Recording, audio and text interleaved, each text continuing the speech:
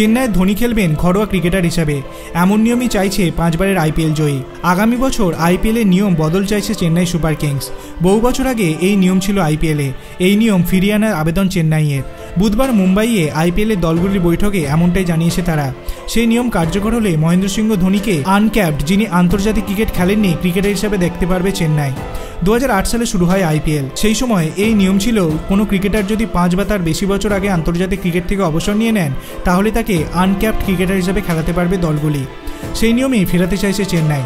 উল্লেখ্য, 2020 সালে আগস্টে আন্তর্জাতিক ক্রিকেট থেকে অবসর নেন ধোনি। যদিও 2019 সালের পর ভারতের হয়ে খেলতে দেখা যায়নি তাকে।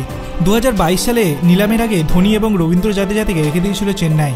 2025 সালে নিলামের আগে চেন্নাই চাইছে ধোনিকে রেখে দিতে, কিন্তু তাকে আনক্যাপড হিসেবে রাখতে চাইছে তারা। তাতে ধোনির জন্য কম খরচ করতে হবে চেন্নাইকে, কারণ আনক্যাপড ক্রিকেটারকে রাখতে হলে মাত্র 4 কোটি টাকা খরচ করতে হয়। চেন্নাইয়ের এই নিয়ম ফেরাতে চাইলে বাকি দলগুলি রাজি নয়।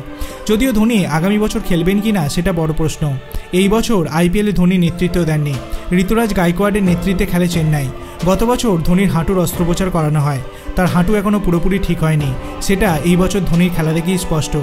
আপনার কি মনে হয়, মহেন্দ্র সিং ধোনি কি আগামী বছর আইপিএল খেলবেন? আপনার অভিমত আপনি কমেন্ট সেকশনে জানাতে পারেন। ভিডিওটি ভালো লাগলে লাইক করবেন, চ্যানেলটিকে সাবস্ক্রাইব করতে ভুলবেন না। ধন্যবাদ।